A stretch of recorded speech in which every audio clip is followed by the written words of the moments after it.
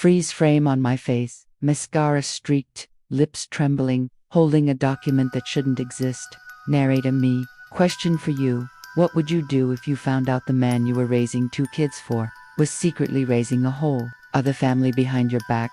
And here's the sickest part, those kids, they get his love, his time, and his last name. Meanwhile, mine just got excuses. Cut to the reveal. A baby photo? A birth certificate? His signature? Roll back. Begin the story. When I first met Ethan, I swore I'd hit the jackpot. People love to romanticize damaged men, sing dads, widowers, divorces like we're rescuing them from the rubble of their past. I was no different. I didn't just fall in love. I dove headfirst into a house fire with no protective gear and called it passion. Ethan had 2 boys, ages 4 and 7. They mom dipped years before. I showed up some messy cocktail of addiction and custody battles I never fully understood. What mattered was that those kids needed stability, and Ethan made it sound like I was the missing puzzle piece. Back then, Ethan was charming in that quiet confidence kind of way. Financially stable, self-made, didn't flash wealth, just hinted at it. He worked in commercial contracting, traveled a lot, and talked about providing for the family like he was auditioning for a Father's Day commercial. He'd say things like, "I don't get days off, babe. That's how I make sure the people I love don't struggle," and I ate it up. Every damn word. The transition from girlfriend to stepmom was instant. No runway, no warming up. 1 minute, I was helping with homework once a week. The next, I was memorizing school pickup schedules and buying Halloween costumes in July, because the boys wanted to be matching superheroes and I wanted them to feel chosen. My friends used to side-eye me like I'd lost my mind. They'd ask, "You sure you want to raise someone else's kids before you have your own?" But I was in my good woman eerie thinking my patience and sacrifice would come back to me tenfold. Spoiler, they didn't. For years I did everything. I was at parent-teacher meetings, soccer games, dental appointments, birthday parties, emergency room visits when the youngest swallowed a Lego head, all while Ethan was working, always working. He was either on a job site or on a plane heading to one, or on the phone yelling at someone from one. But here's the thing, people don't like admitting when a man is busy providing. We applaud him for absence while he works so hard, becomes the currency that excuses everything. I defended him constantly, to the boys, to teachers, to my family, to him, because if I didn't, what would that make me? A failure? A fool? Nah. Love makes you audition for misery like it's a Broadway show. By year 4, I genuinely felt like mumna, stepmumna. The boys didn't even remember life before me. And Ethan Welty made sure to remind me I was the glue holding everything together. He'd say, "I don't know how you do it, babe. You're a saint." Funny how men worship saints, right up until they crucify them. The moment everything shifted was stupid, tiny, the kind of detail you'd ignore if you weren't paying attention. We were tucking the boys in one night, and the little one climbed onto my lap, sniffed my shirt, and giggled. "Mommy smells like strawberries," he said. Cute. Whatever kids say, weird stuff. But then the older one chimed in. "Daddy smells like vanilla." I laughed. "When?" I asked. He shrugged. "Sometimes, after work trips, vanilla." I hadn't bought vanilla anything, lotion, candles, perfume in years. I was citrus and sandalwood all day. I told myself it was nothing. Hotel soaps, flight attendants, laundry detergent, anything. Because denial isn't vague, it works overtime. But then the vanilla kept popping up. In the car, on his jacket, on his travel backpack. Once, on a birthday gift for the little one wrapped in paper that smelled like someone else's bathroom. Then came the second crack. We were at a family BBQ, and his sister pulled me aside while Ethan was inside grabbing drinks. She lowered her voice in that conspiratorial auntie way and said, "You're a good woman for sticking around. Most wouldn't stay with someone who's never home." Stay for what? Stay from who? I stood there, confused, while she sipped iced tea like she hadn't just dropped a grenade in my lap. Ethan returned, handed me a soda, kissed my cheek, and grinned like nothing in the world was off script. And maybe it wasn't. Maybe I was the one reading the wrong genre. But the thing that really lodged itself in my brain, the thing that wouldn't shut up at night, wasn't the vanilla or his absences or his sister. It was the boys. Kids never lie intentionally. They just revealed the truth by accident, and their truth. Daddy didn't just have a work life I wasn't part of. He had a whole world. If vanilla was the smell of another life, the first proof of it didn't come from perfume, or rumors, or lipstick on a collar. It came from numbers transactions listed on a credit card bill. I wasn't supposed to see dot. And that's when the ghost in the machine started to appear. Here's the thing nobody tells you about betrayal. It rarely shows up with red lipstick on a collar or text saying you up. It shows up in spreadsheets, in receipts, in gas mileage and timelines that don't add up. It shows up in boring places, the places cheaters assume no one will look. A few days after that barbecue, I went hunting for one of Ethan's receipts because the boys needed reimbursement for a school field trip. That's when I noticed something weird. His card had charges labeled groceries, Fairview, and Little Market, Oak Hill. Now, Oak Hill was 2 hours away, Fairview even farther, and Ethan didn't go to the grocery shop. Ever. The man could live off airport sandwiches and vending machine peanuts, if no one intervened. At first I rationalized contractor, job sites, long drives. Maybe he bought snacks for the crew. Normal, right? Except the charges weren't big, nothing bulk, nothing construction adjacent, tiny, intimate, domestic numbers. $28.17, $41.90, $19.62. The kind of totals you get when you're buying fruit and baby snacks and yogurt pouch, not Gatorades for dudes swinging hammers. But here's the kicker. These were weekly, consistent, same zip code, like a ritual. That's when suspicion started whispering instead of screaming. Whispers are more dangerous. You can almost ignore screams. Whispers burrow under your skin. I sat on it for a week. I tried to act normal. School drop-offs, dinner routines, laundry. But I became hyper-aware of his schedule. His absences were growing teeth. He started leaving earlier, coming back later, missing stuff he used to rearrange. His world for the oldest boys' soccer semi-finals, the little one's 5th grade celebration, the parent conference where the teacher said he was a natural leader. Ethan shrugged it off with work emergency or client meltdown or the market's insane right now. But it wasn't the absences that got to me. It was how comfortable he was being gone. One night, I finally asked, "Are you okay? You've been distant." He dropped his fork like I accused him of murder. Distant. "I'm breaking my back for this family and you're calling me distant." Classic gaslighting. Flipped the accusation. Make yourself the villain so he doesn't have to be accountable. I felt stupid, guilty, manipulated, and the worst part, I apologized. I said sorry. For what? I still don't know after that. He started using work as a shield constantly. You think money just appears? Do you want to live paycheck to paycheck? I'm doing everything I can and grateful is what you're being. Shut up. Because when a man weaponizes providing, there isn't much space left to question anything else. The turning point didn't come from detective work, or snooping, or confrontation. It came from something stupidly modern. Cloud. Synced out one afternoon, I was on the family iPad ordering sneakers for the oldest boy. Suddenly, a notification popped up in the corner. New photo from Ethan's iPhone added to shared library. He didn't share photos, ever. Weddings and birthdays had to be pried out of him. I tapped it. A nursery. Soft yellow walls. White crib.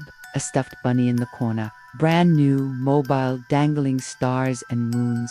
It looked so warm, so hopeful, so wildly out of place in our life. My stomach tightened. That photo was intimate in a way cheating photos aren't. Affairs are messy, frantic, adrenaline-soaked. Nurseries are planned, measured, safe. Ethan walked into the kitchen right on cue. I held up the iPad. "What's this?" He didn't flinch, didn't panic, didn't even blink fast. He just gave a relaxed shrug and a half smirk. "Client project. Renovation gig. They wanted inspo photos." He said it like I was an idiot for asking. For a moment, I almost bought it. He did renovations. He remodeled homes. Designing nurseries wasn't crazy. Until I noticed the detail that killed the lie. The baby mobile had the letter E stitched on one star. His name started with E, so did the youngest boys, so did his dad's, so did his grandfather's. Generational, intentional. That wasn't a random client's nursery. That was a legacy room. 2 days later, I caught a voicemail. He forgot to delete. A woman's voice, soft, tired, domestic, saying, Hey, I put the bottles in the dishwasher and laid out his pajamas. You'll be here by 7, right? 7 dot not 7 p.m. 7 o'clock home only. Home wasn't here. Once you hear something like that, you can't hear it. I started noticing everything. The way he always came home showered. How his shirts smelled like dryer sheets we didn't own. How his phone was suddenly face down every second of the day. But the part that messed with me wasn't fear. It was confusing.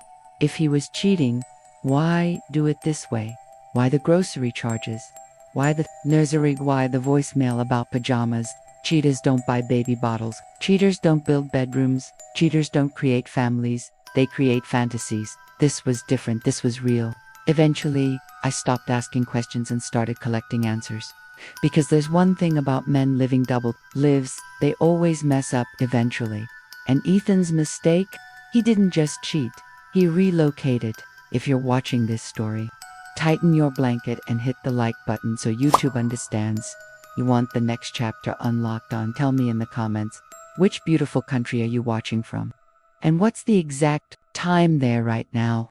There's a moment in every Betrayal story where the victim stops being a passenger and becomes the driver. For me, that moment happened on a random Thursday at 3:17 p.m. I remember the time because I screenshotted it like evidence in a case I didn't realize I was building. Ethan had texted, running late, work thing, don't wait up. He sent it without hesitation, without fear, without even the courtesy of a lie that sounded creative. Just routine, double life behavior disguised as hustle culture. But something in me snapped. Not loud, not dramatic, just quiet, surgical clarity. I wasn't going to ask. I wasn't going to beg. I wasn't going to accuse. I was going to follow the money and the mileage and the vanilla smell to wherever the hell it led. So I started with his calendar. Men who juggle responsibilities are obsessive about scheduling. Men who juggle families are downright psychotic about it. His calendar entries weren't labeled work trip or client site. They said Oak Hill 9 a.m. or Fairview pickup what drywall, lumber, babies. To verify, I used the oldest trick the internet ever gave suspicious women: find my iPhone. He had no idea I still had access. Years of family trips and lost phones make digital surveillance look wholesome. And guess what? When he said work dinner, his little bubble sat motionless on a dead-end street in Oak Hill for 5 straight hours. No restaurants, no job sites. Just a neighborhood full of modest starter homes with cheerful mailbox flags and porch swings. Nothing about Ethan screamed porch swing. That's when the financial irregularities made sense. Groceries, household stuff, domesticity, dad, errands, all the boring chores he never did in our home. 2 days later, I did what every woman in denial eventually does. I followed him. Disclaimer, I never understood women who stalked their exes or tracked their husbands down. It always felt messy and beneath me. But betrayal turns dignity into a luxury you drop like baggage when the plane's going down. I didn't tell the boys. I told them I had errands. I parked 3 houses away from the Oak Hill address. The street was painfully normal. Sidewalk, chalk drawings, a trampoline, plastic bikes in driveways, the sound of a lawnmower buzzing in the distance. Cheating is supposed to be scandalous. Seedy hotel sheets and dim lighting and whispered sex in cars. But this was suburbia. This was family. He pulled up at 6:02 p.m. No suit, no dress shirt, no contractor boots. Just old jeans, a faded hoodie, and sneakers he never wore around us. I watched him grab a small bag out of the passenger seat. Looked like baby formula or snack sand. Head up the walkway like he'd done it 1,000 times. No hesitation. No nerves. The door swung open. A toddler rushed him from inside, tiny legs wobbling, wearing a onesie with cartoon sharks. Ethan scooped him up like muscle memory. No awkwardness. No trying to impress. Pure parental instinct. My heart didn't break then. It calcified. A woman appeared behind the toddler, pretty in that soft, lived-in way that comes from motherhood and routine. Not glamorous, not seductive, just real. She handed Ethan a sippy cup and kissed him like she expected him home for dinner. Not passion, not a scandal, comfort. He held her waist, kissed the top of her head, and smiled. And here's the part that killed me. In 10 years, I'd never seen Ethan look relaxed like that. At home, he was a storm cloud. Here, sunshine. I knew about affairs. Friends had gone through them. Affairs were adrenaline and guilt. This was neither. This was domestic, boring, beautiful, sustainable. This wasn't cheating, it was parallel living. I stayed long enough to see him set the toddler in a high check. I watched him slice strawberries, cut them into little pieces, and tell the kid to chew slowly, buddy. He'd never cut anything for our boys. They chewed steak like wolves while he scrolled emails at the table. The cognitive dissonance nearly threw me up in the car. Cheaters don't raise kids. Cheaters don't buy snacks. Cheaters don't paint nurseries. Men who want second chances do that. Men who want second families do that. I snapped photos because my brain demanded receipts. I don't know if I was documenting betrayal or archiving insanity. Maybe both. Before I drove off, I saw something that nearly stopped my heart. The toddler reached for a stuffed bunny, the same bunny from the nursery photo, and called him Dada. Not daddy, not dad, Dada. Baby first word dad. Words you don't earn from cheating. Words you earn from parenting. By the time I pulled into our driveway, I'd aged emotionally about 30 years. The boys were in the living room building Lego towers. They looked up at me with grins that made me want to scream into a pillow until my throat tore, because now the equation was clear. While I was raising his kids, he was raising a brand new family, placing himself at the center of that universe, while outsourcing ours to me. I wasn't his partner. I was his guardian substitute, his fallback infrastructure, his co-parent without benefits. I was plan B, and the cherry on top. He didn't even hide the second family well. He just assumed I'd never look.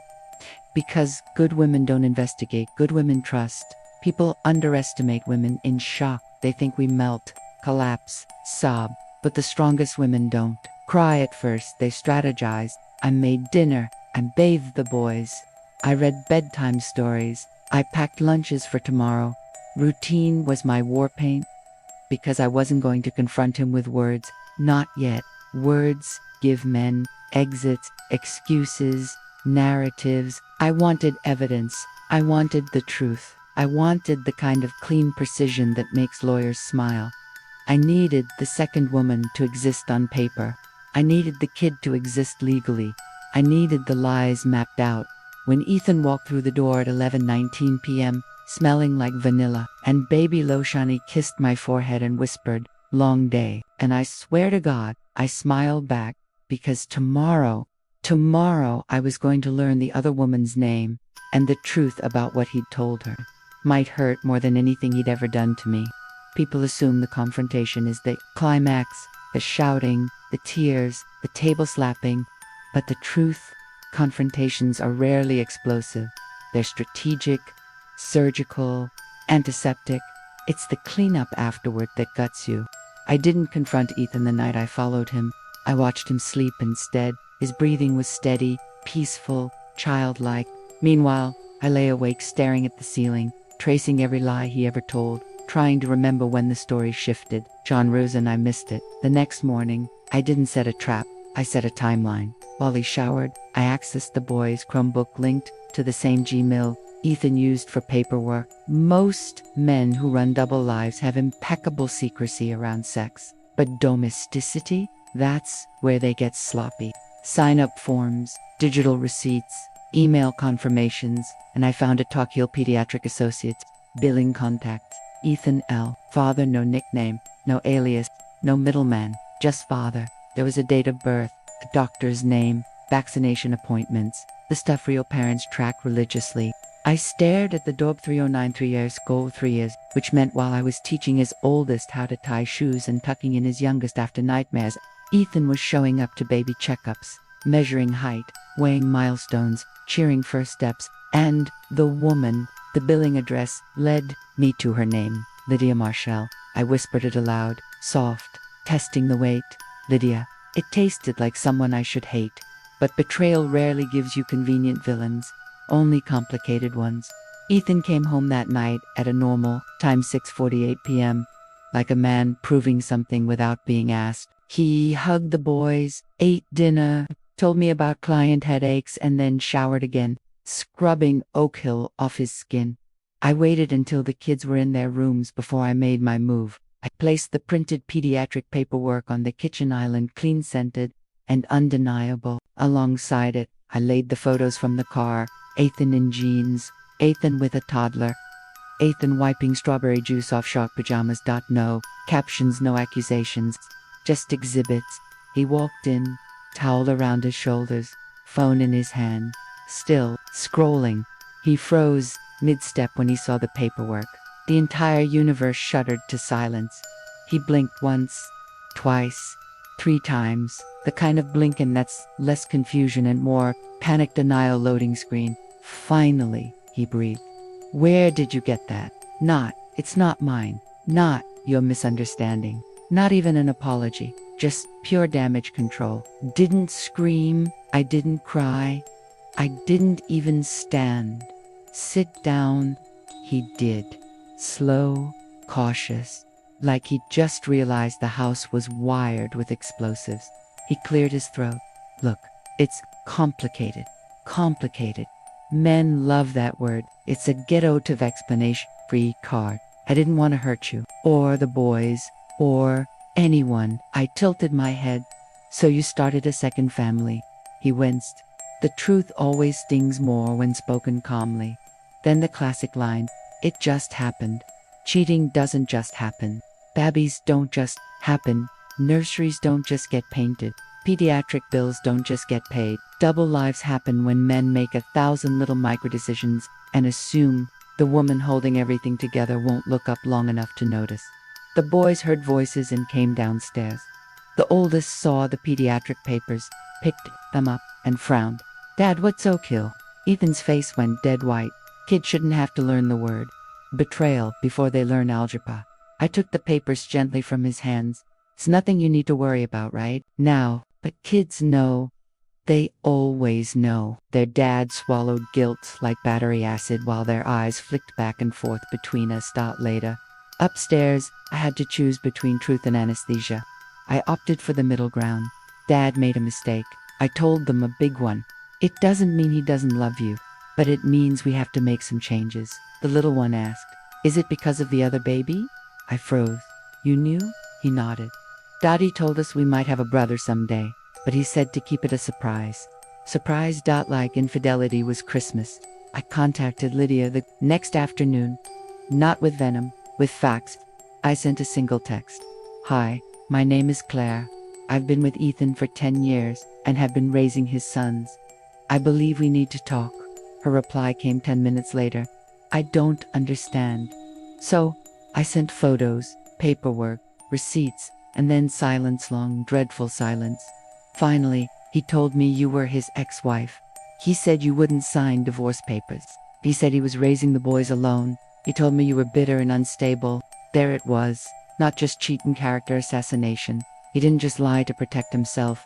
He lied to make sure she'd never think to reach out. Abusers isolate. Double-lifers isolate harder. Lydia asked for a call. Her voice cracked 3 times in under a minute. I swear I didn't know. I thought we were building a family. I thought I was helping him move on. I believed her. Not because I'm forgiving, because her details matched the ones in my nightmare. Then Lydia dropped the bomb I never saw coming. He told me you abandoned the boys, and that he was raising them alone. That was the moment the betrayal mutated. It wasn't just infidelity. It was identity theft. He stole my motherhood. He wore it in another house. He rewrote me into a villain so he could play the hero somewhere else. That was when my grief finally ignited into rage. Confrontation wasn't the ending, it was the spark. Because once the truth was out, it wasn't about whether I stayed or left. It was about how brutally, beautifully, and publicly I dismantled the life he tried to build on top of mine. And trust me, when I was done, he never got to play dad so casually again. After the confrontation came the vacuum, the quiet, harrowing silence where life hasn't fallen apart yet, but the foundations are already crumbling in slow motion. That's when people make choices. Cowards retreat. Monsters double down. Survivors rebuild. I chose to survive. And surviving, in my case, meant stripping Ethan of the narrative and forcing him to stand inside reality, the one he built, the one he lied about, and the one he thought he could juggle forever without consequences. The first step wasn't rage, it wasn't revenge, it was a disclosure. I packed 2 bags, his clothes in one, his guilt in the other. I placed them on the porch, not hidden, not discreet, in full view of neighbors, dog walkers, Amazon drivers. Betrayal thrives in shadows. I dragged it into daylight. He pulled up at 5:11 p.m. on a Thursday. For once, he didn't smell like vanilla or baby lotion.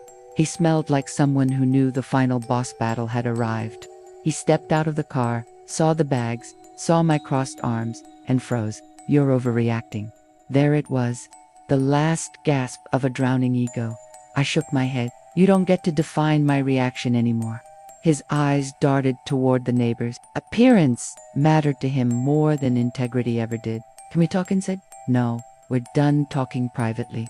That's how you got away with 2 families. His jaw locked. For men like Ethan, humiliation hurts more than heartbreak, which made this the first merciful thing I've done in months. People assume revenge is slashing tires or burning clothes. Real revenge uses institutions, courts, lawyers, custody agreements, taxes, paperwork, as the Blade Society pretends is blunt. I wasn't the biological mother, but I was the psychological parent. I had doctors, teachers, coaches, and 10 years of receipts to prove it. My attorney smiled when I dropped the pediatric records on the desk. "He'll try to play the victim. Let him," I said. I brought evidence Ethan didn't expect. That men like him assume stepmothers are disposable. What he forgot is that mothers, biological, adoptive, whatever, fight to the death for their kids. During mediation, his lies collapsed like wet tissue. He couldn't explain his schedule, the grocery charges, the second pediatric provider. He couldn't justify the narrative he'd fed Lydia about me being some bitter absentee ghost haunting his life. In the end, the boys stayed with me on weekdays. He got supervised weekends until he could provide consistent emotional stability. Translation: until he figured out which family needed him on Saturdays. Lydia didn't take him back. How could she? You can't raise a child with a man who lies about being a father. But the plot twist was this: Lydia and I didn't become enemies. We became archivists of the same crime. Betrayal bonded us in a way romance never could. She told me something that stuck like a splinter. I thought he adored me, but I think he just adored being adored. That was Ethan in one sentence. He didn't love women. He loved mirrors. The boys didn't worship him anymore. They didn't hate him either, which almost hurt more. They pitied him. Kids are honest like that. They see abandoners as flawed, not powerful. "But night," the oldest said while brushing his teeth. "Mom, I think Dad doesn't know how to be Dad unless someone makes him." Mom, he called me Mom. No qualifier, no footnote, no asterisk. That was worth every invoice, every lawyer call, every sleepless night. As for Ethan, his double life collapsed under its own weight. 2 families became no families. 2 homes became no home. He ended up in a 1-bedroom apartment near a strip mall, the kind of place where dreams go to die quietly. He tried to fix things with Lydia. She'll shut the door. He tried to win back the boys. They kept him at arm's length. He tried to win back me. I didn't even give him the courtesy of nostalgia. Double lives are built like Jenga towers. Remove the wrong block, and you don't lose balance. You lose everything. I didn't find new love immediately. Netflix lied about that part. Healing isn't a montage. It's paperwork and therapy and learning how to sleep in the middle of a king-sized bed without curling into the edge. But here's the twist ending you didn't see coming. Ethan wasn't the reason I stayed. The boys were. And the boys were the reason I left, because I didn't want them growing up thinking women are emotional Sherpas, whose job is to carry men up mountains they refuse to climb themselves. I rebuilt my life, not fast, not heroically, but steadily. And the kicker, a year later I got a card from the youngest on Mother's Day, handwritten, misspelled, crinkled, like it lived in a backpack all week. "Thank you for raising us better than Dad raised himself." People ask me if I regret raising kids that weren't mine. I tell them they're wrong twice. They were mine because I showed up, and they still are, because they learned how to. And Ethan, he raised a fantasy. I raised men. And if you think this was shocking, Wait until you see the next story I'm revealing. It makes this one look tame. Hit subscribe, turn on notifications, and stay for the drama that proves not all fairy tales end happily.